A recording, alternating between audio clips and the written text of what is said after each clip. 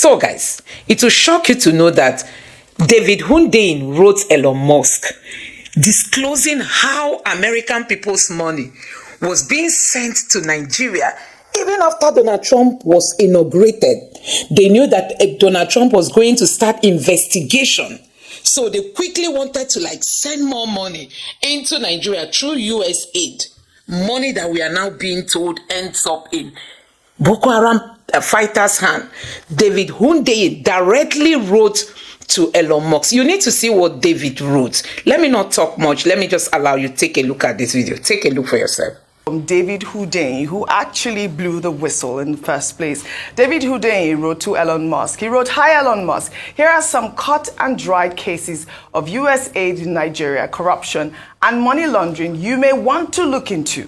On January 16, 2025, just 4 days before Donald Trump's inauguration, US aid made a $3.3 million payment to a vendor in Nigeria called Dye Global LLC. I looked into the payment history and saw that between August 2020 and January 2025, at least $48 million of US taxpayers' money supposedly invested in Nigeria went to Dye Global LLC, registered in Bethesda, Maryland. So I looked into Dye Global's activities in Nigeria, and it turns out to be a run-of-the-mill climate NGO, which organizes meetings and seminars and stages photos with politicians and little else. Yet nearly all of its payments from US aid in Nigeria are labeled all other professional, scientific, and technical services. I mean, since Donald Trump's inauguration on January 20th, at least $799,000 of US taxpayers' money has been paid by US aid to recipients in Nigeria, marked undisclosed or miscellaneous. At least $446,000 of these undisclosed recipients in Nigeria were sent across 8 payments between January 29th and January 30th. Meanwhile, you will remember that US President ordered US aid to halt all payments on January 28th. US aid Nigeria disobeyed a direct instruction from the US President and spent the next 24 hours after the instruction frivolously shelling out $500,000 of US taxpayers' money to recipients in Nigeria marked undisclosed. I'll leave the implications of this to you. Well, David Hundeyin had also alleged that Barack Obama's government was responsible for unseating Goodluck Jonathan using Boko Haram and staging the Chibok girls kidnapped, sparking the hashtag #BringBackOurGirls movement. While the posts quickly gained momentum, with some ex-users sharing Goodluck Jonathan's interview after he lost the election. Of interference by the Obama's government was very overwhelming. It's not as if I couldn't have won the election even with that. But if by my own thinking and also the way some other people look at it, they go outside the normal diplomatic relationship, then it should be mentioned. Sending that person to Nigeria at the eve of election, after Obama even issued a statement directing Nigerians to vote for the next chapter, that tells you something. And we should not sweep these things under the carpet. If a foreign country, whether African country or even America or any other country, interferes with our own elections, we should mention it. Professor Killer, I was hearing you cracking up when Jonathan was saying that tells you something. Rufy on fire. Please unpack these details. I couldn't hear the entire interview. Oh, you didn't hear the interview? Okay, no problem. But that's Jonathan Beach when he was explaining about it. He read it and I was overwhelmed. Like he said that Obama had undue influence on his election. On the election. Even before the announcement, he had said, let's vote for another chapter. Yeah, for another chapter. So just Obama's influence. Number one thing. Yes. Where is facts? The first story you brought forward, yes, David showed facts. Correct. Of an undisclosed listed period. them There's and facts. had pictures, That's images, just like the everything. facts I'm asking for. That where was the line item of a company related to Boko Haram and all of that? That's just all I'm asking for. Okay, I and somebody were having a conversation while all of this was going on as regards this fact and documents, and we're having a conversation as regards when was the atrocities in Congo first revealed. As at 1890s, a man called Morel had set up a newspaper out of Congo where he was revealing the atrocities. He used to work for the Elder Dempster line, and he discovered that the guns they were bringing in, they were bringing in guns from Belgium, and they were taking out minerals from Congo. As at 1890, the facts were there. The Lumumba files, there was a quick declassification of those files. As at the 60s, as at 64, we know those files.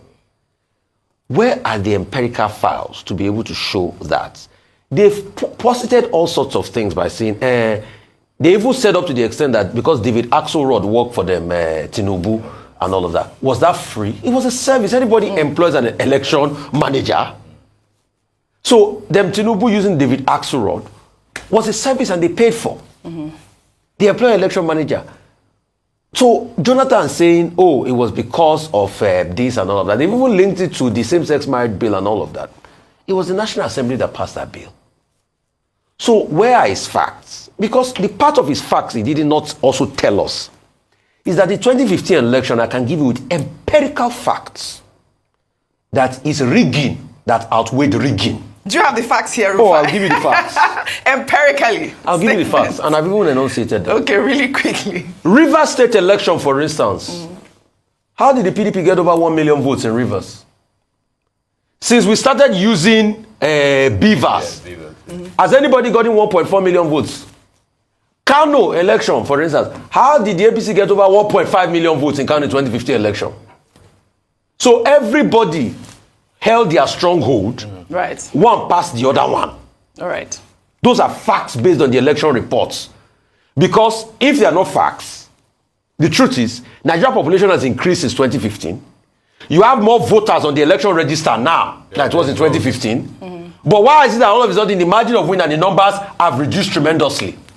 Questions. So Good let's questions. stop deceiving ourselves. Like I told Dr. Abati the other day, until we get to the point that Mr. Jonathan will accept, and I think he has already accepted this, that in that election, he lost fair and square. No, you said they beat him. They beat him. There were many other factors.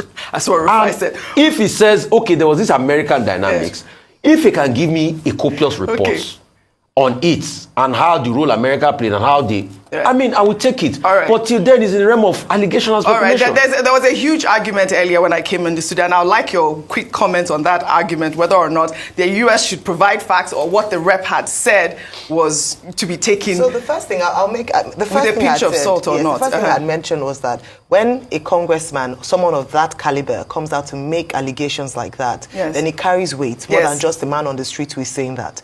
The assumption is that for him to come out to say something like that, then he must have some kind of information that is not privy to the public as at yet. The second thing I said, and during this was during the interview with Professor Akiemi, was that the Chief of Defense Staff himself had alluded to the fact that there must be some conspiracy with international non-governmental organizations who have trained Boko Haram, funded Boko Haram because of what they have received post getting some or arresting some of these Boko Haram insurgents, that they had foreign currencies on them. They seem to be quite sophisticated, so they must have international backing. That's second. Now, with all of this coming together, the next thing I would expect the Nigerian state to do would be to investigate further. Simple. Don't forget that internally as well, we have people who are said to be saboteurs. They cannot work in isolation.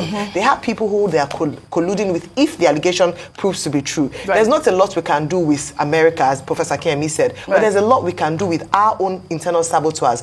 Finally, on this point, while we're speaking, a girl who lost her brother, who was a soldier to Boko Haram, said that they found out that some of the soldiers within the camp were also complicit. They were used as well, and some of them would take a break just as they were about to come and attack. And on one of those occasions, when one of them was in mass, they saw one of their fellow members. So a lot of things around this. Investigations is just that we just have financiers and all of that, and then this will end, but we never have an investigation. It just goes on there. Speaking about investigation, internal saboteurs, and all of that, in another development, Binance executive Tigran Gambaryan was trending over the weekend after he doubled down on his allegations, insisting that Nigerian government officials demanded bribe from him. Gambaryan was detained in Nigeria from February to October 2024 for alleged money laundering and economic destabilization attributed to Binance's activities in Nigeria. Recounting his experience in a post on X, Gambaryan alleged that certain Nigerian lawmakers demanded substantial bribes in cryptocurrency to the tune of $150 million. He also claimed that Nuhu Ribadu, the national security advisor, sought significant payouts from Binance for his political ambition, while the Minister of Information, Mohammed Idris, in a swift rebuttal, dismissed Gambaryan's allegations as outrageous and defamatory, adding that the Nigerian government had rejected a $5 million offer from Binance intended to secure Gambaryan's release, but rather opted for a more favorable settlement with the U.S. government. Professor Killer, I know that you are impressed with this conversation, but you know it's a huge allegation, huge defamation case coming for Tigran at this moment. But let me just take some reaction. Let me take a reaction from Ben Murray Bruce, who wrote, I've known Malam Nuhu Ribadu my entire life, and I can say with absolute certainty that he is incapable of allegations being leveled against him. I challenge Tigran Gambaryan to undergo a lie detector test if he genuinely believes the claims he has made. It is exhausting to witness individuals repeatedly dragging Nigeria's name through the mud with baseless accusations and fabricated evidence. Tigran Gambaryan should consider himself fortunate to have been allowed to leave, because if Nuhu had his way, I am confident, or supremely confident, he would have ensured that he remained behind bars for 100 years, I swear on my life. Guma is lying, and I demand that Tigran submit to a lie detector test. I mean, this is a statement. I mean, I didn't know that Ben Bruce and Nuhu Ribadu were that close. I mean, this comment was quite viral. Also, he says he can swear on his life that Nuhu Ribadu will not do that. But you know, the federal government's rebuttal was quite strong. Yeah. Even Tigran responded to that, and I'll read a part of his tweet. And he wrote, responding to the federal government, saying, you investigated, yet you didn't take a statement from me. A person with direct knowledge. What a joke. You dragged my name through the mud for the past year with zero evidence against me, nearly killed me and caused trauma to my family. And now you have the nerve to talk about defamation? I'll put my credibility on the line anytime. You mean like last time in court when your attorneys didn't even show up to the human rights suit in Abuja? Get your facts straight. I am done with this foolishness. I said my part. I'll be off Twitter, which is X, now, since it's pointless to argue with evil. This man is doubling down, saying that he is absolutely correct to say that Nuhu Ribadu and those three lawmakers, who he named actually in his tweet, asked him for money boldly. Well, it's a fascinating, enjoyable case if it were not for the reality that affects Nigeria. But we must be very clear with ourselves. It is unfortunate, but it is true that it is easy to believe that Nigerian officials ask people for bribe. And that is something we need to work on. There's no point. I mean, good luck to Ben Bruce, who wants to swear on his life. I would tell him to take a test detector as well. A lie detector. A lie detector as well. Okay. To say where he's been. Good luck to him that believes so much in anybody in Nigeria. They say, no, I know they will never take bribe. It's a good thing to have people like that. But history and fact does not demonstrate it, that we have such a situation, such a system. I think what we need to do is to take it one by one. Unfortunately, again, the man was right when he said, you investigated something and you took no documents from me. You said you are following a process and your attorneys do not appear in court.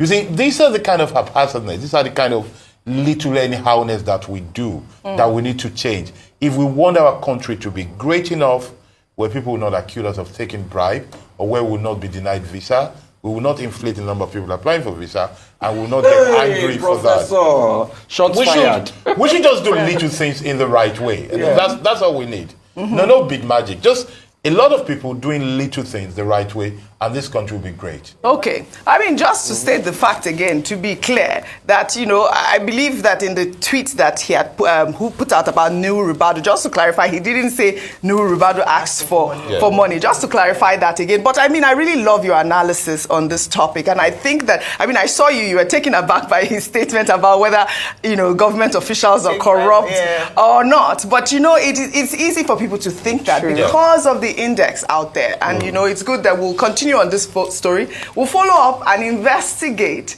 the story. Huge defamation. Huge. You mentioned names. And there's too many names. Important names as well. Well, in Osun State, Governor Ademola Adeleke, in a strong rebuke on Sunday, accused his predecessor, Gboyega Oyetola, of allegedly planning mayhem in the state by issuing illegal directives to security operatives to enforce a non-existent court ruling to reinstate sacked local government chairpersons. Adeleke made the allegations during a press conference, saying that Oyetola is enforcing illegality simply because he's President Bola Ahmed Tinubu's nephew. Let's take a look at that video before we come back for a discussion. I, however, regret to inform Mr. President and the public that Mr. Gboyega Oyetola has concluded an arrangement to cause mayhem in Osun State starting from Monday. He is issuing illegal directives to security operatives to enforce illegality simply because he is nephew of Mr. President. I choose to allow the nation before my people are killed or maimed by a minister dropping the name of Mr. President in connivance with the Osun State security operatives obeying unlawful orders. The bone of contention is the brazen effrontery to return to office council chairman sacked by a subsidiary court judgment using a different court decision, which has no consequential order.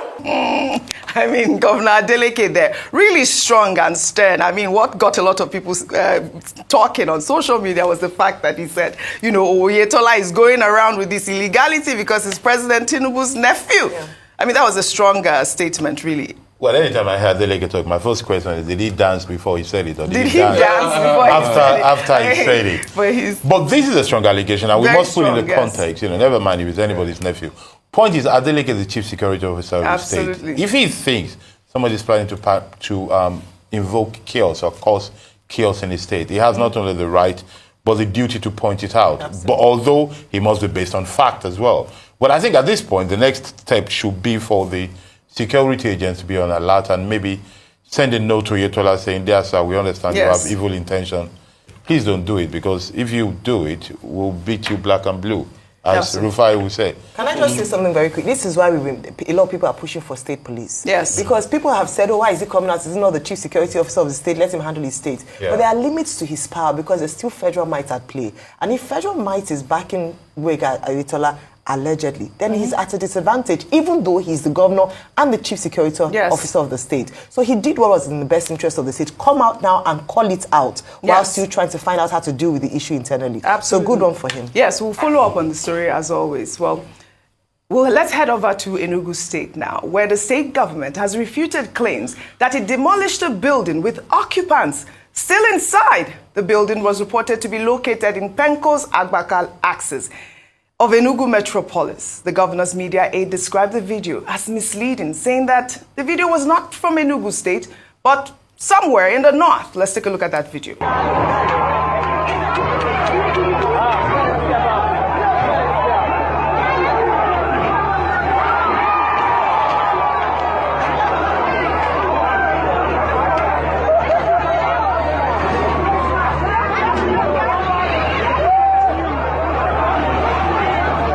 This was a shocking video to see. This demolition has gone to the extent. But this media aide from Enugu State, his name is Ruben Onyushi, Senior Special Assistant to the Governor of Enugu. He posted this rebuttal on Facebook, but I'm charging him to bring evidence of where that actual incident occurred. Because we had people in Enugu saying that that's where it happened, but the state government has said that, you know, the demolition exercise has been legal, and a lot of people in Enugu State are very proud of the governor for all the demolition exercises that he's been doing so far. I mean, I've seen some videos from Enugu State, but we're going to follow up on this story hopefully tomorrow, because I want a detailed response as to where that incident occurred, what part of the north that incident occurred, and who were those people that were inside the building as the demolition was going on. Well, all right. We'll head over to the United Kingdom now for a wrap of the biggest night in British cinema, the 78th BAFTA Awards political thriller Conclave. took home the biggest prize of the night, winning the Best Film Award. The Brutalist won 4 awards, including the Best Actor prize for Adrian Brody, while Mickey Madison was recognized with the Best Actress Award for her role in Anora. Zoe Salanda won Best Supporting Actress for her role in Emilia Perez. And the BAFTA goes to Zoe Saldana, Emilia Perez. This is so validating and a true honor, because the very few times that I went for a part with a British accent, the dialect coach was like, this is not gonna happen for you. And even though I do love a British accent, I have a lot of British friends, because voices need to be heard, just not my English accent. Bye, guys. I am so grateful, and I want to thank this wonderful institution for not only honoring me, but for everyone here tonight who's done such great work, and everyone who's been nominated, and for acknowledging all of this hard work. Thank you to my wonderful British, beautiful girlfriend, Georgina Chapman, who's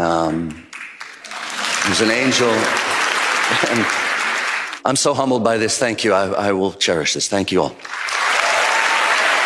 the BAFTA goes to Conclave. I want to thank Tessa, the most wonderful producer.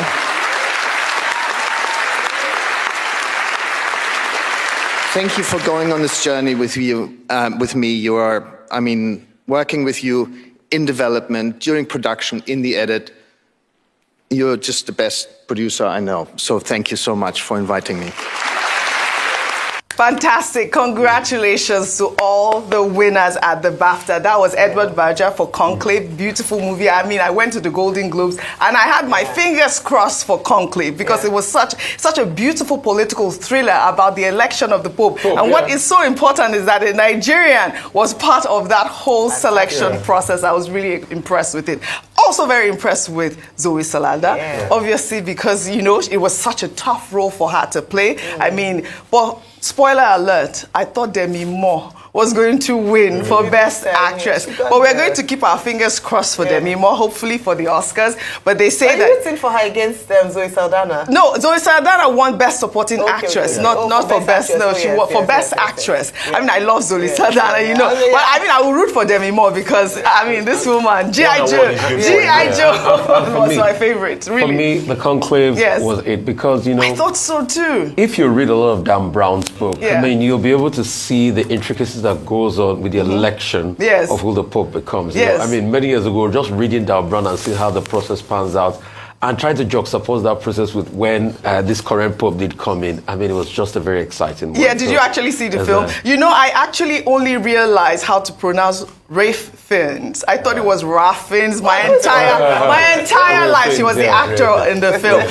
So just for the correction, is Ralph Fiennes for his role in the Conclave was brilliant, really. Your take on Emilia Perez, because I know that you love so it was so good to see her win here. And one of the good things about these lead up to the Oscars, if I can put it that way, is that it gives an indication of who might emerge as winner at the Oscars, and that's the big one. Like it or not, that's the big one. So the BAFTAs, right? No, the BAFTAs, Golden Globes, they set the pace. So sometimes you're able to know who might eventually win at the Oscars. It was great to see her come, and it was emotional for her to win that award. Like you mentioned rightly, playing that role in terms of as a supporting actress wasn't easy, but she nailed it. She'll be rewarded for this, and looking forward to seeing how she might perform at the Oscars. She might snag the Oscars as well. You know what was so important about the BAFTAs and the award ceremony? Basically, Arise Play has partnered with all of these amazing award ceremonies to stream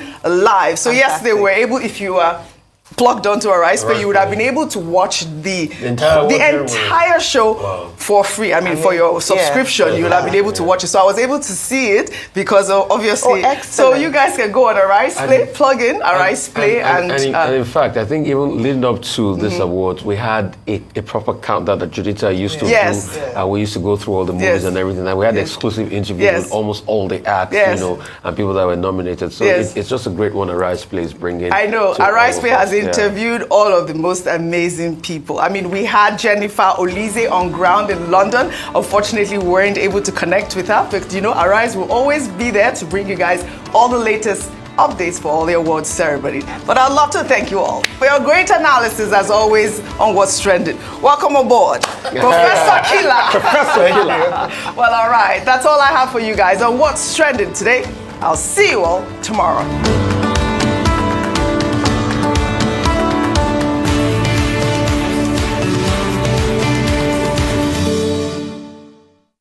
So guys, back to the topic. You can see that David Hundeyin knew the implication of the US aid that is being sent to Nigeria. We know David Hundeyin, an investigative journalist. He understands that this money has been entering into the hands of the wrong people. And guess what? Trump's victory was like a consolidation to him, gave him that boldness to come out. He quickly wrote Elon Musk telling him that, see, US money has been coming into Nigeria and other places. And guess what? They are using it to fund these bad guys. Hey, and they are silent over it. That even after Donald Trump's inauguration, people boldly sent in more money into the hands of these bad guys who have been destabilizing the country, destroying schools, destroying mosques, destroying churches, spying people, men, women, displacing people. Even the Nigerian military is not free from all this. We know how many of our men that have been spied. Some of them, their helicopters were even shot down. You know, some of them, they were caught unawares in military bases. Like we've seen recently. Do you know how many attacks have happened in the military base in Borno State? Do you know how many, recent attacks, not the previous one, recent attacks that have happened in Nigeria, courtesy of Boko Haram. And now all these things are being disclosed that Obama actually orchestrated all this against the Nigerian people. I can't believe that an African, a Kenyan, could just sit down and feel he wants to change the government of the day, and terrorism was the only thing he remembered he could lay hold on. I think there are other ways. Being an American president, just you coming out to issue statements are enough to make people change their mind. But he decided to take this strategy of using terrorists. This is unbelievable. I don't think Nigerians should take this for granted. I'm just hoping that we'll get to a point that Obama should actually be called out to come answer for himself, to know if these things are true or not, because we cannot but tolerate this. Honestly, Nigeria should sit up. If it's South Africa, I don't think South Africa can throw this under the carpet. But because in Nigeria, we have weak leaders that don't know how to talk. Because with all these things, people like Tinubu has not even come out to issue any statement. Has not come out to say, okay, we are setting up investigation panel to go in and dig deep into what actually transpired, you know, during the Jonathan's regime. You can see that the APC is actually something else. So because they wanted to oust Jonathan, they went this length, they went this far. They didn't consider the consequences on the Nigerian people. It did not bother them what that means to Nigerians. So guys, sometimes there are things you will hear. You'll be wondering if these things actually happened, or are they just exaggeration? I mean, you can also hear that some military men were complicit. It got to a point that before an attack will happen, they will tell you that military went on break. Then attacks will happen. Nigerians who did this to us were equally told that during the Jonathan's time, there was a time that American military men were sent. And they came, they said they can't work with Nigerian military because there are so much sabotage. Was that the reality, or were they just trying to cover up that they didn't want the insurgency to end, and they ended up using that as an excuse? A whole lot is yet to unpack. But this is to tell you how gullible these politicians in Nigeria can be. They just want to gain power. They just want to be in leadership. They wanted to oust Jonathan to take over power. See where they've landed Nigeria. So guys, sometimes I cannot just but understand what we are seeing. I cannot just but believe that men and women who have children, grown up and aged men, you see the age of people in politics in Nigeria, some of them are grannies. These are the same people who connived with the powers that be to oust Jonathan, and the only thing they could lay hold on was to use insecurity. You know, they orchestrated bring back our girls and all kinds of things just to oust the sitting president. It's really so sad that Nigeria could suffer all this from somebody who is African born, but because he is a leader in another country, he allowed all these things to play out. Thanks to Donald Trump. Donald Trump will keep exposing them. So guys, let me know what you think about this in the comment section below. Please don't forget to subscribe to the channel, turn on the notification bell. Please give this video a like so that YouTube can recommend it to others, and drop your thoughts in the comment section below. Thank you.